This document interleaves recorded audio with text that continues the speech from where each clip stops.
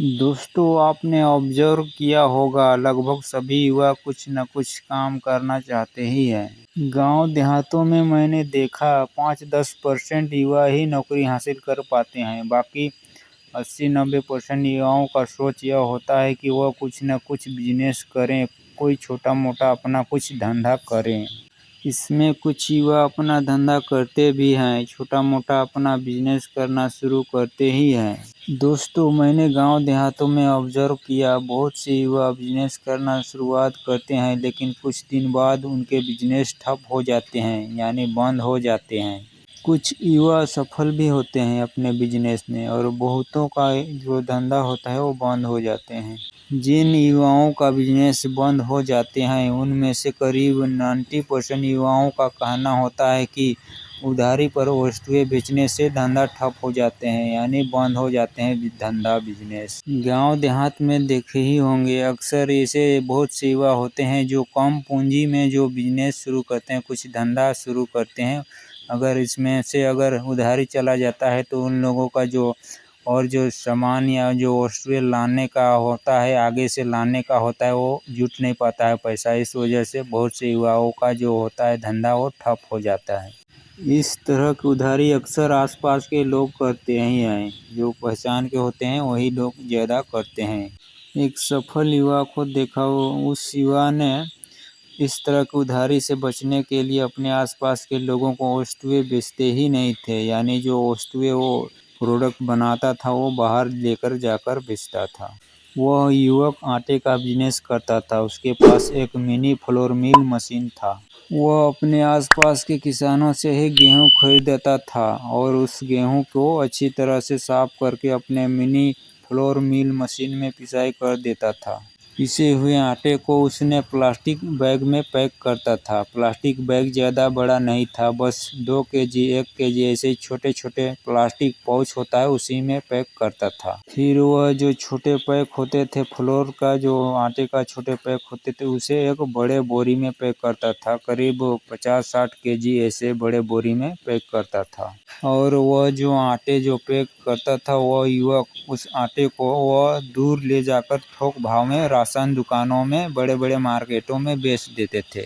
दोस्तों, मैंने गांव देहातों में ऑब्जर्व किया, वैसे युवाओं का ज़्यादा धंधा बंद हुए जिनके काफ़ी सारे दोस्त थे। अपने आसपास लोगों से रिश्ते बहुत ही क्लोज वो थे, बहुत सारे लोगों से इतने क्लोज थे कि जो वस्तुएं उधार मांगने पर वो उधारी को यानी मना नहीं कर पाते थे किसी को। इस वजह से सारे जो सामान थे वो उधारी में चला जाता था।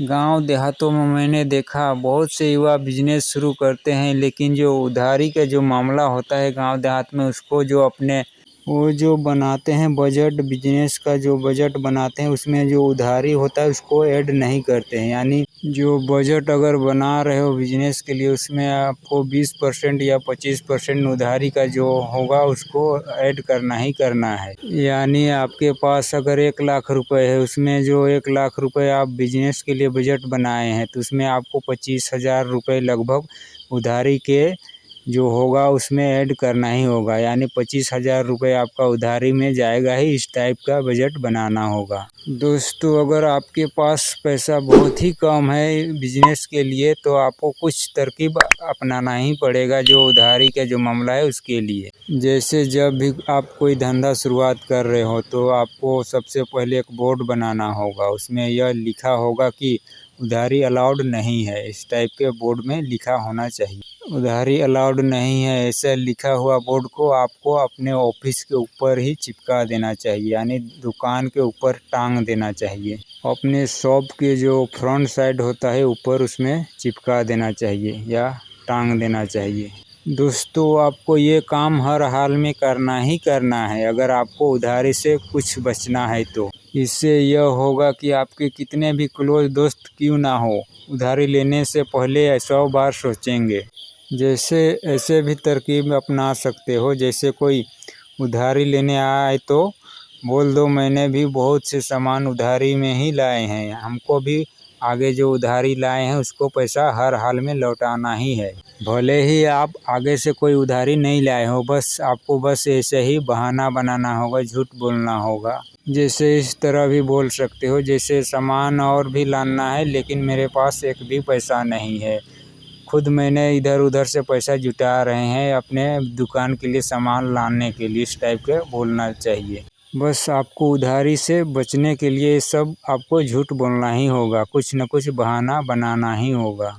दोस्तों, अगर आप इस तरह से उधारी अगर माना करते रहोगे तो लोगों को भी आदत हो जाएगा और आपके दुकान से या आपके शॉप से उधारी लेना छोड़ देंगे। दोस्तों, आपको इस तरह से बहाना बनाना ही होगा, क्यों ना आपके कितने भी क्लोज दोस्त क्यों ना आ जाए उधारी लेने। दोस्तों, मैं अंत में यही कहना चाहूँगा कि जब भी आप बिजनेस के लिए कोई बजट बनाओ तो उसमें उधारी को भी ऐड करना ही चाहिए आपको।